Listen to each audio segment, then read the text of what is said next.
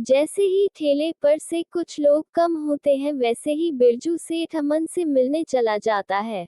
और अमन भाई, तुम्हारी सब्जी की दुकान तो बहुत अच्छी चल रही है। बस सेठ जी, जो भी कुछ है सब आपकी वजह से है। नहीं अमन भाई, तुम मुझे क्यों धन्यवाद दे रहे हो? तुम्हें पैसों की जरूरत थी, वह मैंने दे दिए। जब तुम्हारे पास होंगे तुम मुझे वापस कर दोगे।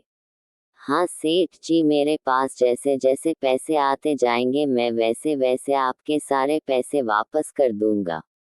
नहीं अमन भाई, तुम्हें थोड़े थोड़े पैसे करके देने की कोई जरूरत नहीं है। जब तुम्हारे पास पूरे पैसे जमा हो जाए तब तुम मुझे वापस कर देना। ठीक है सेठ जी, जब मेरे पास सारे पैसे जमा हो जाएंगे तब मैं आपको वापस कर दूंगा। फिर भी कितने दिन लगेंगे तुम्हें पूरे पैसे जमा करने में?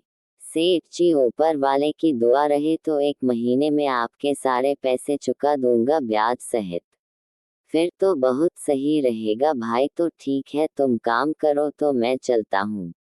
फिर क्या था, बिरजू सेठ अपने घर के लिए निकल जाता है और अमन अपनी दुकान संभालने में व्यस्त हो जाता है। कुछ दिनों तक ऐसा ही चलता है। अमन अपनी दुकान से बहुत मुनाफा कमा रहा होता है। फिर एक दिन बिरजू सेठ अमन से मिलने आता है विनोद की तरकीब के हिसाब से। और अमन भाई, क्या हाल है? दुकान कैसे चल रही है? सब बढ़िया है सेठ जी, ऊपर वाले की दुआ से दुकान भी बहुत अच्छी चल रही है। तो अमन भाई, कितने दिनों में पैसे लौटा दोगे? बस सेठ जी, कुछ पैसे जमा हो गए हैं, कुछ पैसे जमा हो जाएंगे कुछ दिनों में मैं आपके पैसे लौटा दूंगा, लेकिन अब महीना नहीं लगेगा। पर याद रखना अमन भाई, पूरे पैसे एक साथ देने हैं। हाँ सेठ जी, पूरा एक साथ ही दूंगा। बिरजू वहां से चला जाता है, पर जाते समय विनोद उसके साथ होता है जिसे अमन देख लेता है, पर उसे उसकी तरकीब। अगले दिन अमन अपनी दुकान पर सब्जी बेच रहा होता है, तब वहां सेठ बिरजू पहुंच जाता है। सेठ जी से जितने पैसे लिए थे उतने तो जमा हो गए, बस 2-3 दिनों में ब्याज जमा करके सेठ जी को वापस कर दूंगा उनके पैसे।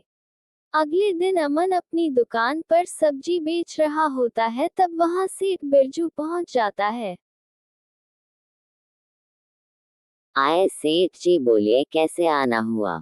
कुछ नहीं अमन भाई, मुझे बाजार से कई लोगों से पैसे लेने थे और सोचा कि तुम्हारा ठेला भी पास है, तुमसे भी मिलता चलो। क्या हुआ भाई, मेरे पैसे जमा हुए या नहीं? बिरजू सेठ से अपने पैसे के बारे में फिर से पूछता सुन अमन सोचता है, ये सेठ जी हर 2-3 दिन में एक ही सवाल बार बार क्यों पूछने आ जाते हैं? नहीं सेठ जी, आपके पूरे पैसे तो जमा हो गए हैं, लेकिन अभी ब्याज के पैसे जमा होते ही मैं आपके घर आकर आपको सारे पैसे वापस कर दूंगा।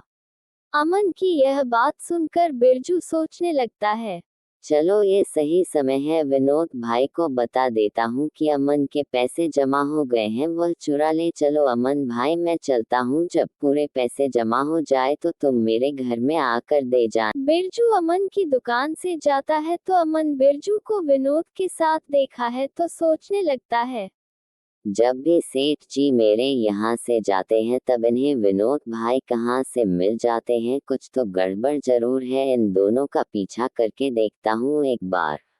फिर क्या था, अमन भी उन दोनों का पीछा करने लगता है। कुछ दूर जाकर विनोद और बिरजू बातें करने लगते हैं, वहीं से कुछ दूर से चुपके अमन उन दोनों की बातें सुनने लगता है।